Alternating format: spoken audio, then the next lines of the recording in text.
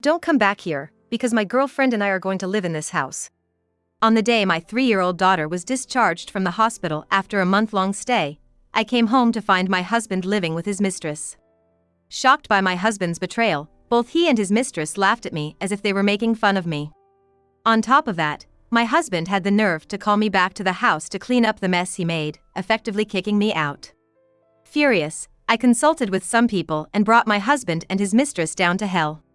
My name is Emily. I met my husband, Michael, through an introduction from my sister's husband, and we live together with our daughter, now 3 years old. The house we live in was built while I was pregnant. We have filled it with our preferences, keeping everything white both inside and out, and I really liked it. However, because white shows dirt easily, it requires a lot of attention to cleaning. Moreover, my husband gets very grumpy if there is even a small stain, getting upset when our young daughter spills rice on the floor or dirties the walls.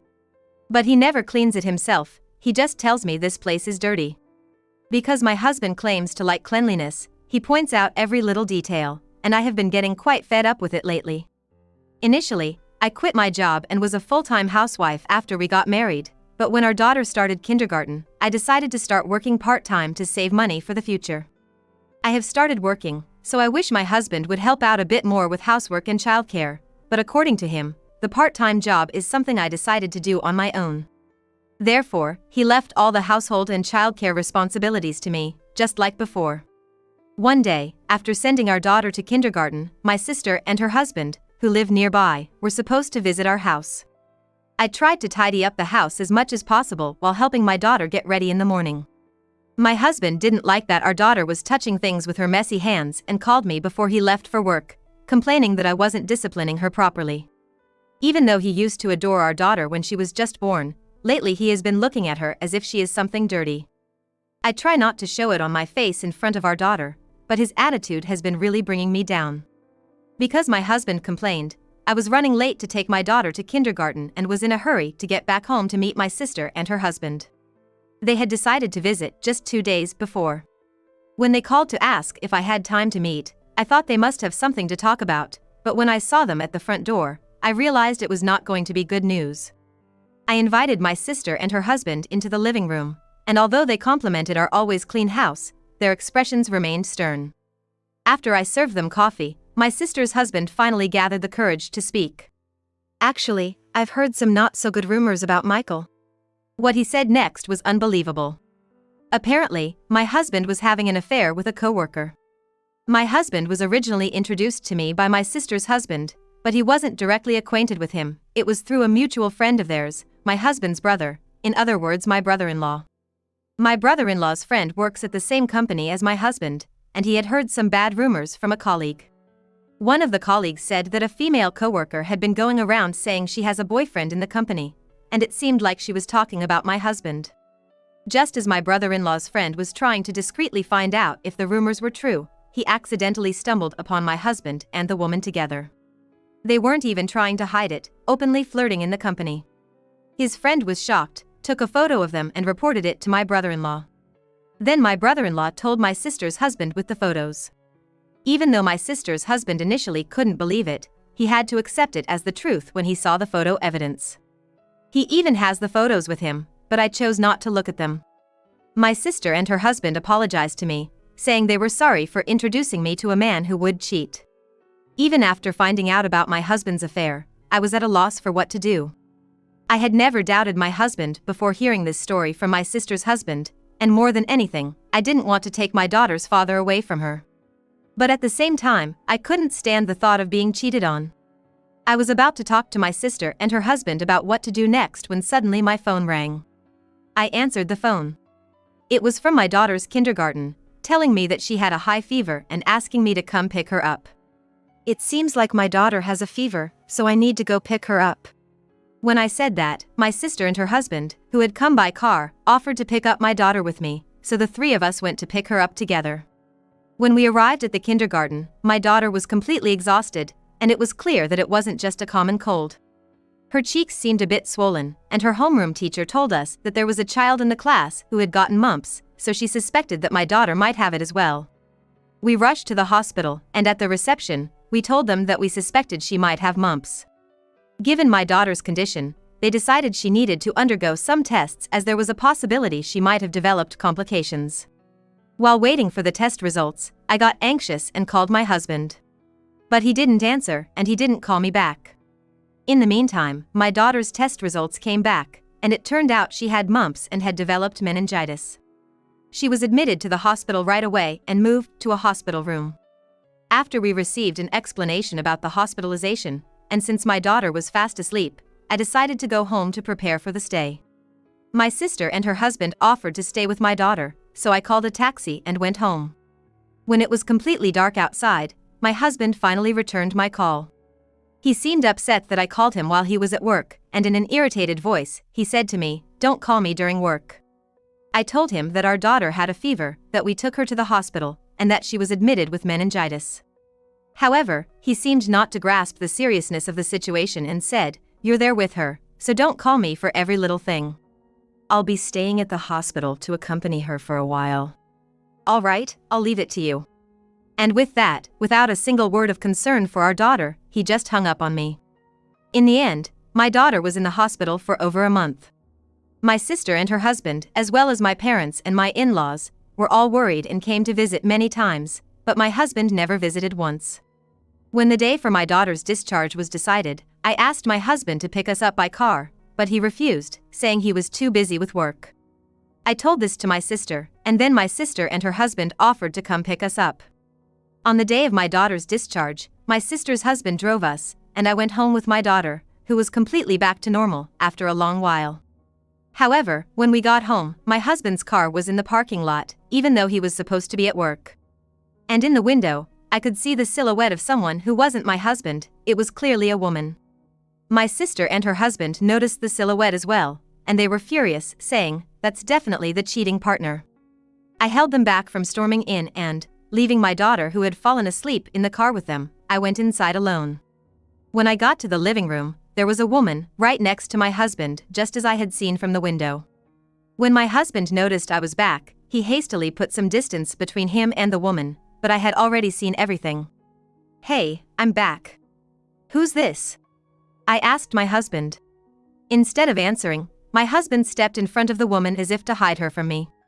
Ignoring my question, he asked me, "Why are you here?" I couldn't believe it. He had forgotten the day of our daughter's discharge. "I told you today was the day she's getting out of the hospital." "No way, you said it was tomorrow. You tricked me into coming back today." He must have been so preoccupied with bringing his mistress home that he completely forgot about our daughter. The mistress peeked her face from behind my husband and, looking at me, she smiled mockingly. Then she said to my husband, "This is your wife? What a pudgy old lady." Hearing that, my husband also changed his attitude and said, "I know, right? Look, I think you can tell, but I've got a young and cute girlfriend now. We've decided to live here together, so you should not come back." My husband said that, and put his arm around the cheating partner's shoulders as if to guess. I remembered when my sister's husband told me about the affair, I hesitated to divorce him. However, after seeing his behavior during our daughter's hospitalization, any love I had for him had completely disappeared. He never visited our daughter in the hospital, not even once, and he expected me to do all the house chores as usual. I had taken time off from my part-time job and was exhausted from going back and forth between the hospital and home. Instead of caring for me, he was taking advantage of my absence to spend time with his mistress in our house. I was being forced to clean up after my husband and his mistress. "Don't come back home," he had the audacity to say that, but I didn't have the energy to argue anymore. So, I quickly packed my things and went back to the car where my sister and her husband were waiting. My husband and his mistress were laughing as they watched me leave. Back in the car, I told my sister and her husband what my husband had said. They were about to storm out of the car, but I stopped them. I didn't want my daughter to see her father like that, so I asked my sister and her husband to take us to my parents' house. Afterwards, I stayed at my parents' house where my sister and her husband live. Both my parents and my sister's family welcomed my daughter and me warmly. My daughter didn't say she wanted to go back to our house, and she gradually got better while recuperating at my parents' house. My husband, starting from around the time my daughter began to crawl, was concerned only about getting dirty and didn't even hold her, so his affection for our daughter was only for a brief moment. She probably hardly has any memories of being fondly cared for by her father. She never said she wanted to meet her father or that she was feeling lonely. I didn't have the energy to talk things out when we went back to our house, so I just left, but I couldn't let things with my husband go on like this. Since my daughter had recovered enough to possibly go back to kindergarten, I finally started to think about what to do about my husband. One day, I received a call from my husband. While wondering what he would say, I answered the phone, and he told me, "The house is dirty, come back and clean it." Even though he should be living in that house with his affair partner, it seemed like she was also a person who doesn't do housework, just like him. Well, my sister had told me she was young, so she might not have lived alone before and probably left all the housework to her family. It was my husband who told me not to come back, but now he's telling me to come back just to clean, which is an incredibly selfish thing to say. I declined my husband's request in amazement. "You should clean your own house. Or maybe that girl you're having an affair with can do it." I said that and hung up the phone. My husband called several times after that, but I ignored him and didn't answer any more of his calls. He must be fuming on the other end of the line, not knowing what will happen to us from here on. That night, after having my parents put my daughter to bed, I was folding laundry in the living room. Then, I heard some commotion at the front door, so I went to see what it was. When I opened the door, there stood my husband and his affair partner, completely drenched from head to toe in red. Behind them, my sister and her husband, as well as my in-laws, were glaring at them, making sure they couldn't run away. My husband and his affair partner apologized, saying, "We are truly sorry." However, my sister, her husband, and my in-laws didn't accept their apology. What was covering them from head to toe was not blood, but tomato juice. After my husband had called me to clean the house, I immediately told my sister and her husband, as well as my in-laws, about it. First, my sister and her husband went to visit my husband, and while they were doing that, my in-laws, who live a little distance away, also headed to my husband's place by car. My sister and her husband lured my husband out to the garden under the pretext of borrowing some gardening tools I had, and as soon as my husband turned his back, they threw tomatoes at him. When he turned around in surprise, they also hit his face with tomatoes. These tomatoes were overripe and had become very soft, and they were waste products from a farm owned by a relative of my sister's husband. They probably wouldn't cause much pain when hitting someone, but the insides would splatter out immediately, which seemed to have an effect on my husband, who likes cleanliness. My sister and her husband didn't give my husband a chance to fight back and kept throwing tomatoes at him. The tomatoes hit not only my husband but also the pure white exterior walls of the house, and my husband screamed. While all this was happening, my in-laws arrived, and my husband was being pelted with tomatoes by my sister and her husband as well as my in-laws. Hearing my husband's screams as he ran around in a panic, the affair partner, suspicious of what was happening, showed her face in the garden, and then she too was hit with tomatoes. She tried to escape back into the house, but my sister dragged her back out into the garden, and she ended up running around with my husband. Every time my husband and the exterior walls got dirty, he let out a pitiful scream, and the affair partner also started to cry and scream in panic. By the time my sister, her husband, and my in-laws had thrown all the tomatoes they brought, the two of them had completely quieted down, and they were led to my parents' house nearby on foot. It seemed like the neighbors gave them strange looks as they passed by, but no one intervened. Actually, I was listening over the phone the whole time since my sister and her husband arrived at my husband's place. I can never forgive what my husband and his lover did, but hearing my pathetic husband's voice and the lover's cries, I felt a bit better. And seeing the pitiful sight of the two of them desperately apologize to me, I couldn't help but find it hilarious. This plan was suggested by my sister's husband after my daughter was discharged from the hospital. Doubting my husband's attitude when our daughter was hospitalized, I thought of installing the baby monitor we used when she was a baby in our bedroom.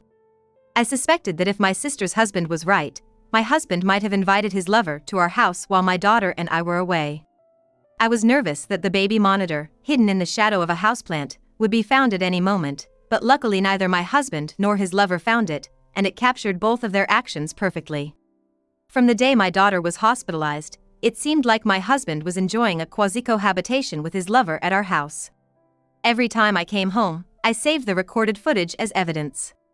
After my daughter was discharged and my husband's infidelity was confirmed, I told my sister and her husband about the video evidence and consulted them about what to do next. They first suggested getting my in-laws on my side.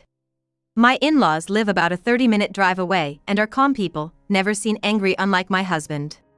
I went to my in-laws' house with my sister and her husband, bringing the evidence with us. At first, my in-laws didn't believe that their son could cheat. But when we showed them the footage, they saw my husband being intimate with his lover, and they had no choice but to believe my story.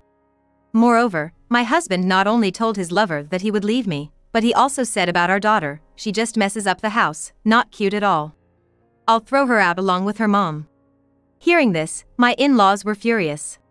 They wanted to go to my husband right away, but my sister, her husband, and I stopped them. My husband had been defiant when he found out that I knew about the affair, so we thought that getting a divorce right away would be just what he wanted. We didn't want things to go his way, so we discussed with my in-laws how we might be able to punish my husband.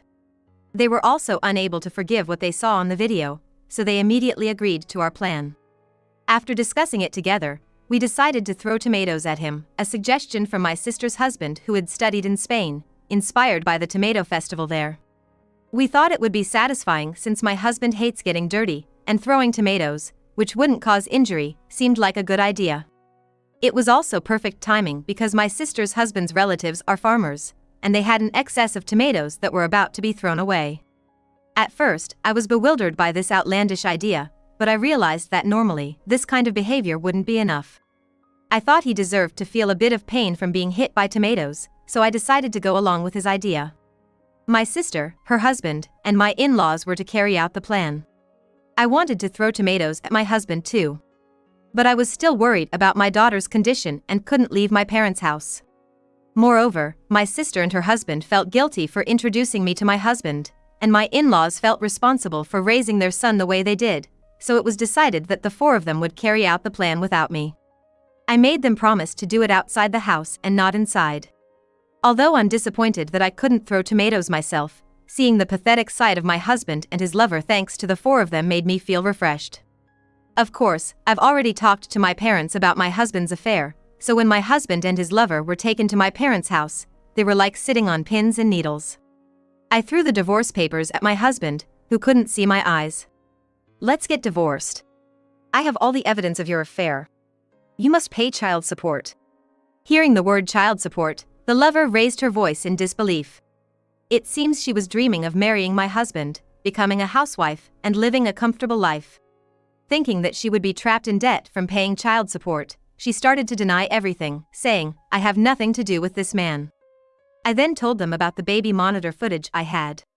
At that point, the lover started to argue that it was an invasion of privacy, and my husband, supporting her, threatened to sue me. However, my in-laws and my sister and her husband scolded them harshly. Still terrified from being pelted with tomatoes, the two of them quickly fell silent. And when I told my husband again to agree divorce, he started grumbling. "I've been supporting you all this time, and since you're a housewife, you should obey your husband. You can't even clean properly, you were a useless wife. It's only natural that I cheated on you." My husband made a sarcastic remark about whether a part-time working mother could make a living. However, there was a reason for my decision to go back to my parents' house this time.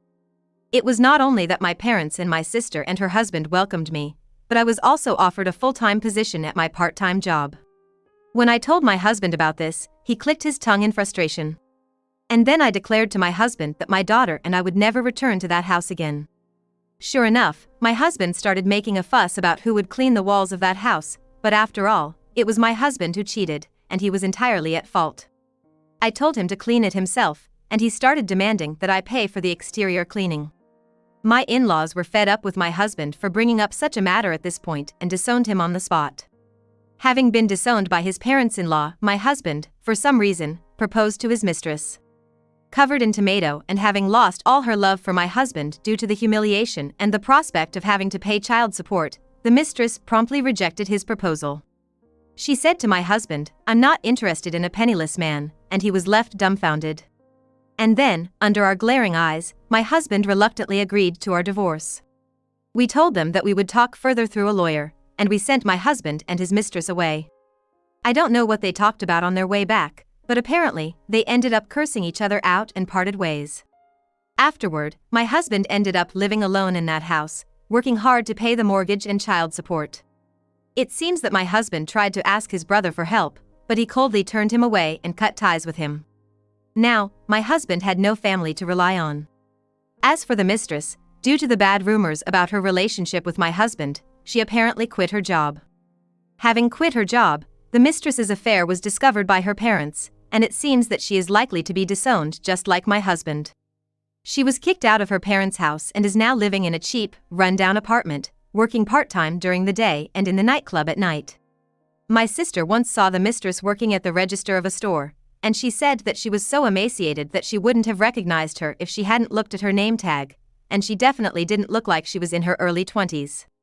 It's sad to think about how many happy moments she could have had, and how a single mistake could change a person's life so drastically.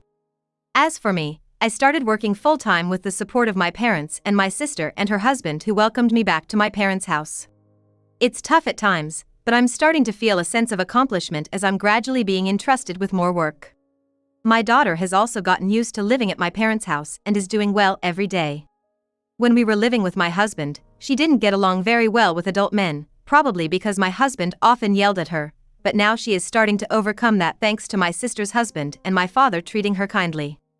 Surrounded by a kind family, my daughter and I are now leading a calm and happy life.